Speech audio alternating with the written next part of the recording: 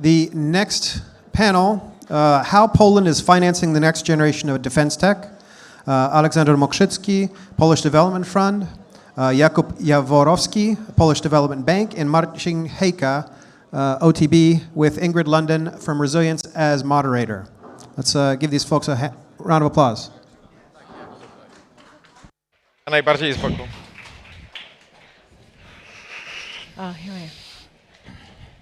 Hi. Hello. We've got everyone sitting under their names. Very good. Good job, guys. Hi, everybody. Thank you so much for taking the time to come here. Can I just ask you a favor? Could you sit back a tiny bit, please? Thank you so much, Aleksander. so I can see you all. Yeah, there we are. Okay. Thanks so much for taking the time. We're here to talk about finance and defense. We've got three people here who are coming from very different perspectives. I would like to maybe just start very briefly going through that so that we can lay a little bit of groundwork here. Marcin, I think you all know Marcin from OTB, probably the most traditional of the defense tech investor team here. But then maybe we can just have very quickly, this is the elevator pitch of what you do, Aleksander and Jakub. Just very briefly what your firms are doing in the realm of investment and finance. We, as a PFR Ventures, we are the largest fund of funds in Central and Eastern Europe. We have funded over 100 funds. Yeah, that's in short. And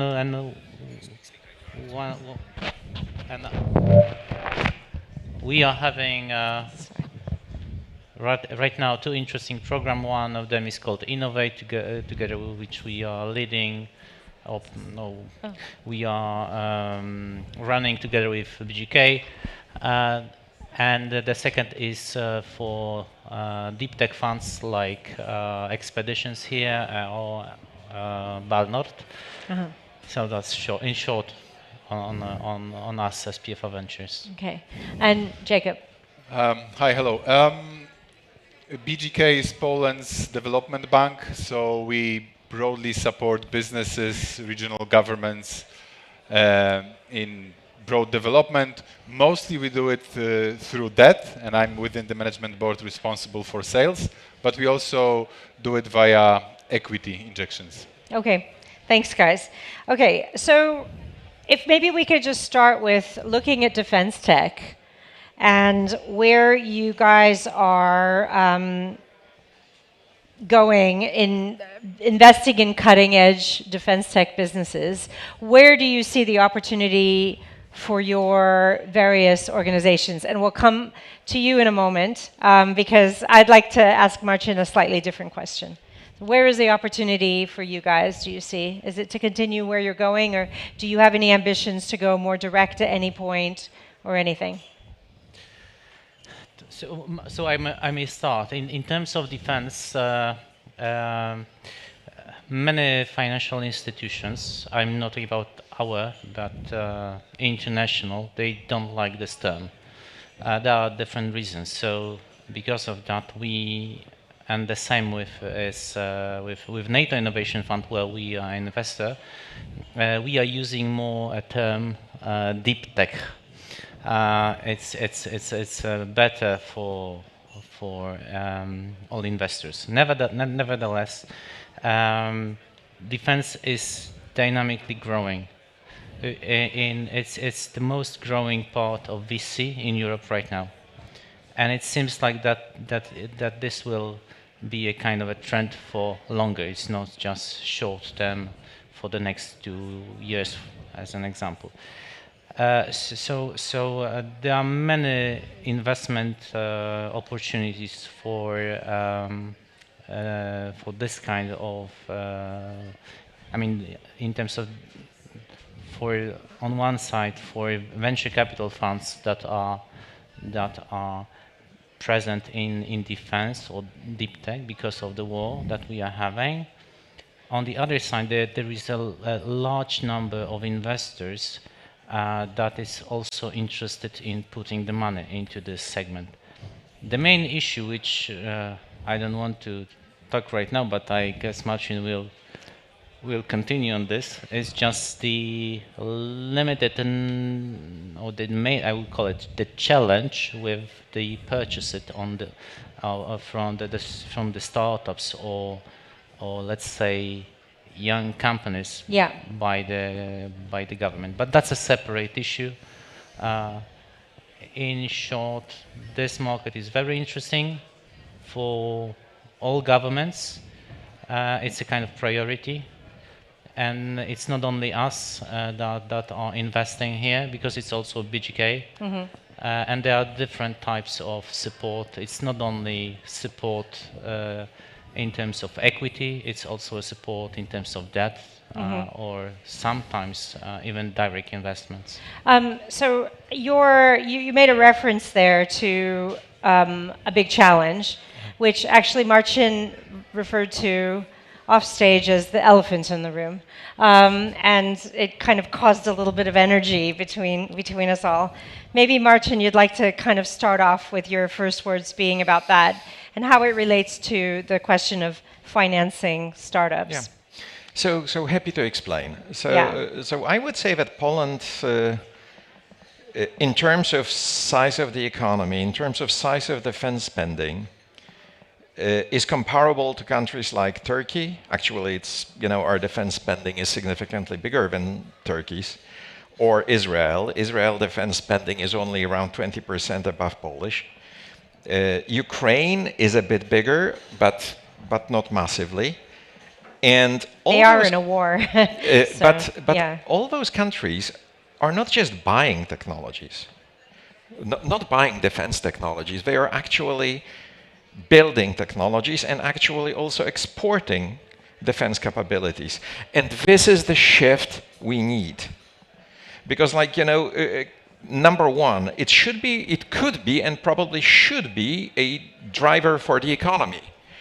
Number two, we are located where we need to have own independent capabilities to stay safe long term. And actually a massive benefit we have is that we are next door to Ukraine. And Ukraine, I would call Ukraine the biggest defense innovation program on the planet.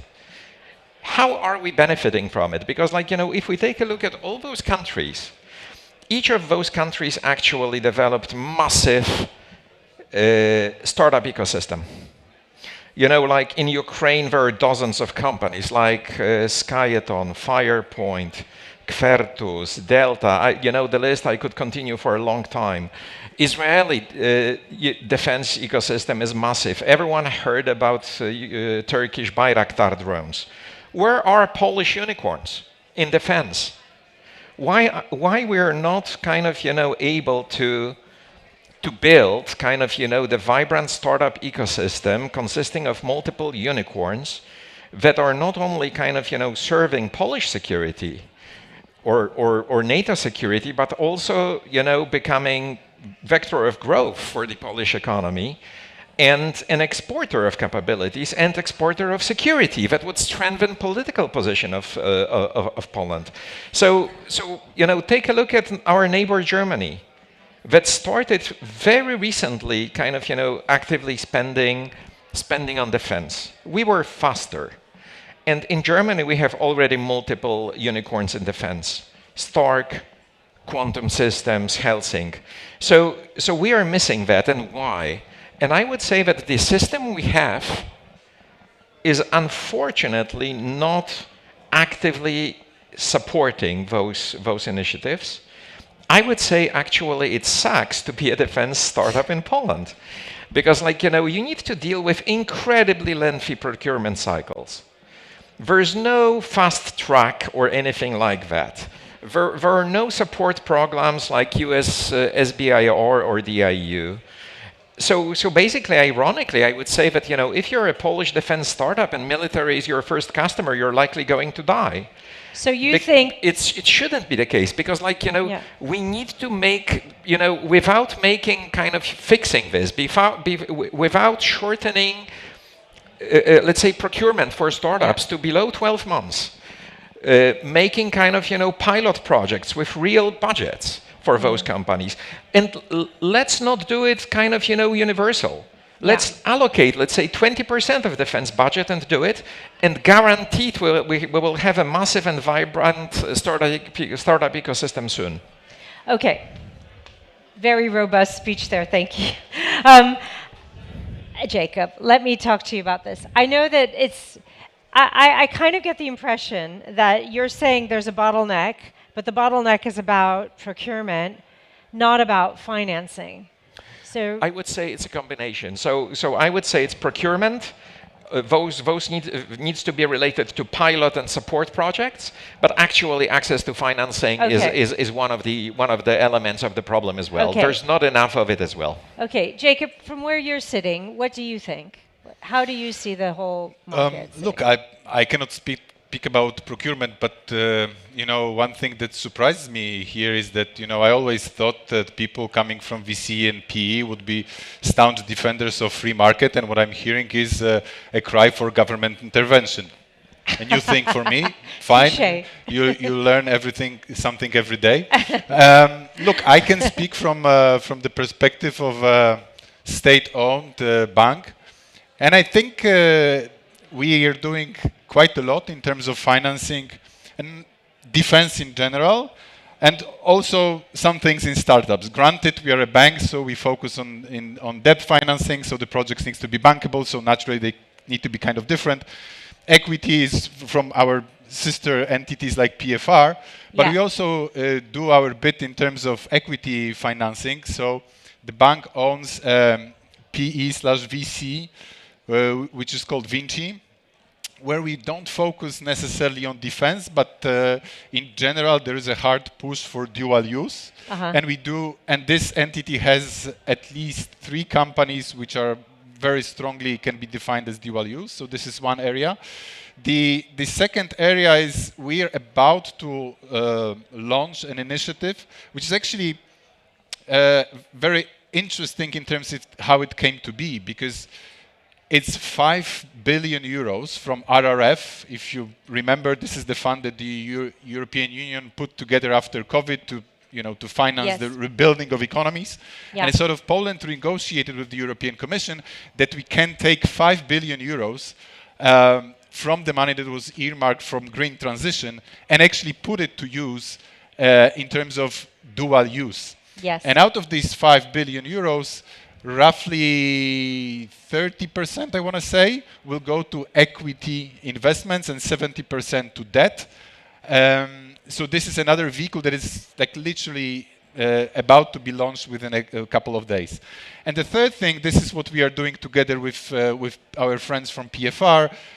This is the Future Tech Poland. This is also, but this is slightly different because here we operate as a fund of funds, right? So we sort of invest in funds that then invest in dual use. So do you think that there is being enough done to focus on defense? So I think Marcin made a very robust case there for how important it is in the bigger sense, and then the trickle into it's very strategically very important for Poland to do this for its economy and for its security. And then there's a second part of it, which is about supporting small businesses, defense tech startups. Do you see an opportunity there? Look, absolutely. And look, I think we also, if we take a step back, all these things are quite new to everyone in Europe, right? There is this, I forgot his name, but there's this Dutch admiral who was the head of the key NATO committee, and there was a famous interview with him, and he said, "Look, I'm a Dutch admiral. I have a pension fund, and you know what? The Dutch military pension fund is forbidden from investing in defense tech and in defense companies. So this is actually the reality we've been living in for the past 30 years, and it's only been gradually changed in the past 5 years or so. Right. So absolutely, we have a ton of things to do, and I'm not going to claim that everything is perfect, but what I am going to strongly defend is that the government and we as a state-owned bank are doing a lot to change the situation. Is it enough? Yes, no, maybe, but I think at least we have a momentum, right? Yeah. And just to maybe showcase this momentum to you, A few months back, I was invited by European Banking Association. This is a European Association of Associations. It's an association of, associations of banks in each country. And they specifically asked us, BGK, to do a presentation on how we finance defense. You know, if it were 5 years ago, we would be talking about ESG, right? But it's changing. But actually, they asked us to present on this because no one really has, ready tools on how to do this, right? We are all learning this, so definitely there is still a lot of things to do. You say they would have asked you about ESG before, and now defense? Yeah, so if we look sort of on the agenda... I don't see the connection. No, what I'm trying to say is that how the mood changed in the financial sector. Got it. Yeah. That if we...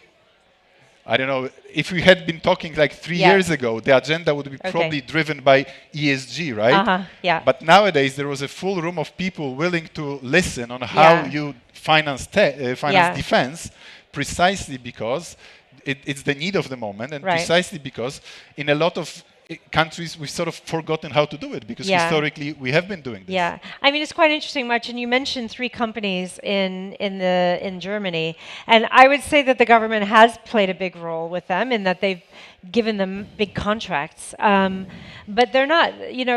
Do you think that government money should be doing this, doing the work that you've described? I'm not suggesting government should, should solve all the problems, right? Yeah. What I'm suggesting is that if you take a look at innovations, there is one rule that applies pretty much everywhere, universally in technology.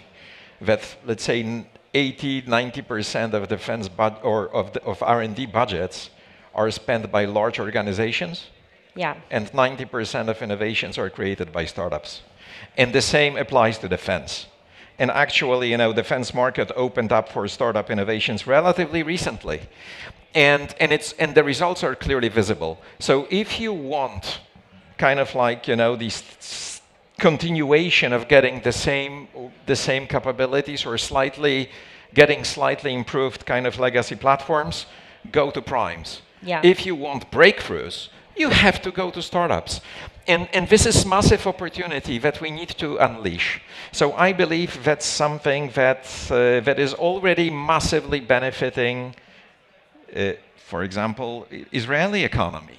This is what is massively benefiting Ukrainian economy. And actually, if we are seeing defense sector becoming and actually driven by startups as becoming an important export sector for Ukrainian economy. And think about it, how Ukrainian kind of, political position is going to be positively impacted if they are able to provide security capabilities or defense capabilities that, for example, anti-drone capabilities to some other countries. So this is also kind of like, political tokens. And I believe that, the role of startups in Polish economy is not sufficient. And of course, we are talking about startups, right? So we are talking about founders. And what I would love to see is the system, is existence of the systems, including availability of funding or including the ability to sell. Because if the kind of procurement takes 5 years, number one, your product at the end of it will be outdated by default. Number two, you're unlikely, as if you're a startup, you're unlikely to survive that long. And some other countries were able to sort it out. We should as well, because I believe, if there's any country where this particular point is important, it's Poland. If there's any country on the planet where we have the access and visibility of what's needed, it's Poland. Let's do it. Okay, so I know that you've made a good case for Poland actually getting more interested and more involved in this. From where you guys are sitting, Aleksander and Jakub, do you ever parse what defense tech means and whether we're looking at drones or we're looking at deep tech or space technology or name anything. AI, are you looking across different categories? Are there some categories that are more interesting from where you're sitting that you want to see more activity in? Yeah, look, before I answer your question, I think Yeah.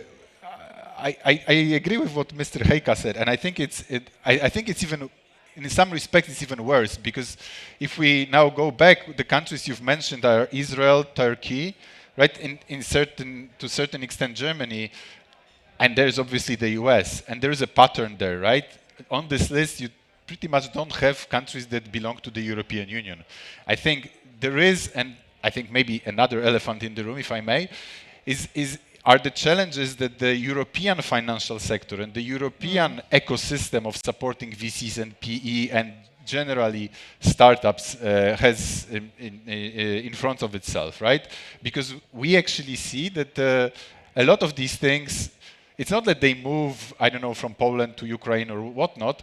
They move from Europe to the United States. So I think there is something obviously to be done at the country level in Poland, but I think there is a lot to be done at the European level to catch up with the US, Israel, or Turkey.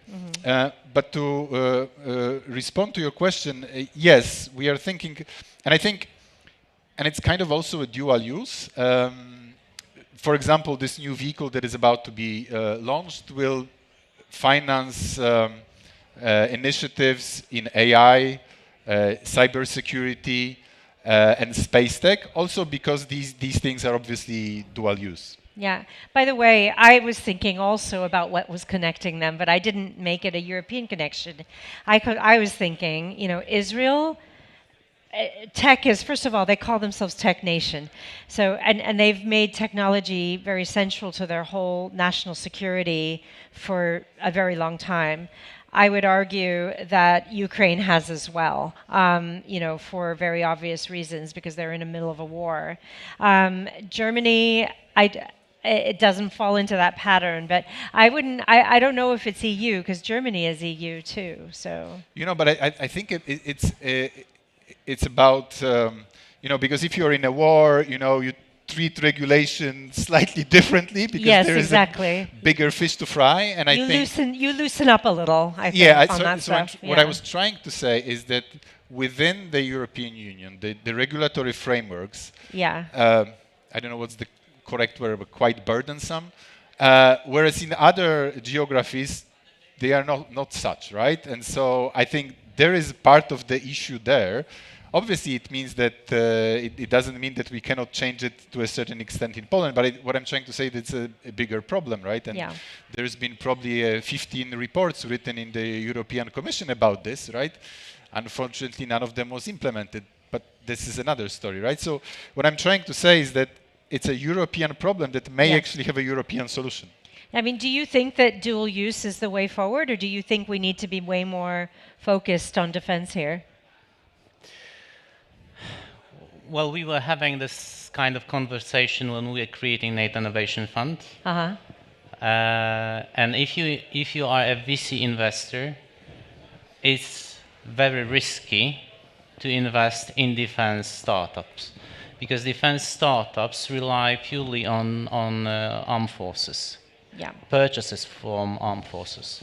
So from that perspective, most of venture capitalists, they invest in dual-use technologies. Right. So and Marcin is having few examples in his portfolio. I mean, you do both. You're not just dual use. No. I would say that we started as deep tech investors. So right. We started with, and we still actually cover 3 verticals of deep tech, including physical AI, meaning robots, drones, next generation systems, or space tech. We are one of the 2 most active space tech investors in Europe, or AI and novel computing, including semiconductors. When we started, they were single use on the civilian side, all of those.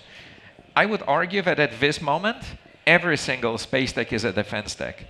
Because I'm yet to meet a space tech company that does not have majority of revenue coming from security and defense. Right. So I think basically deep tech, what was perceived as deep tech only a couple of years ago, is now a backbone of defense tech. And the lines are really blurry. Right.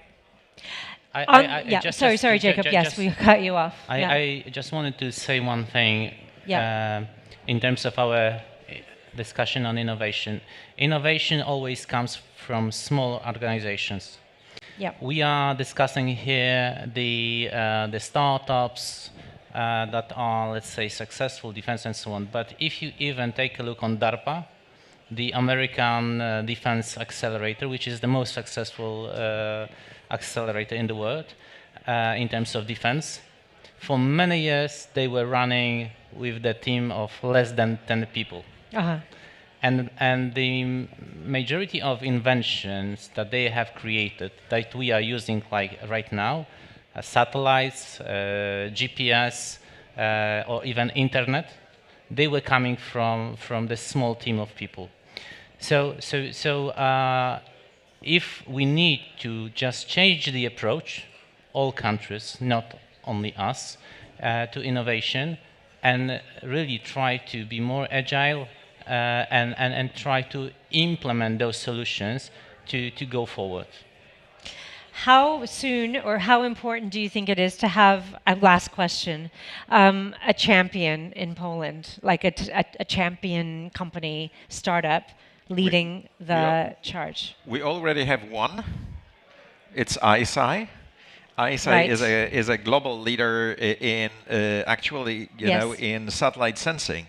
They started with synthetic aperture radar satellites. It's now clearly a global leader. We are proud to be actually the largest shareholder in ISI, and BGK is actually our co-investor. So you are an indirect holder of it. So, we need more. Yeah. Yeah, we need more. Okay. Thank you very much, you three. Thanks very much, everybody. Thank you. Thank you. Thank you.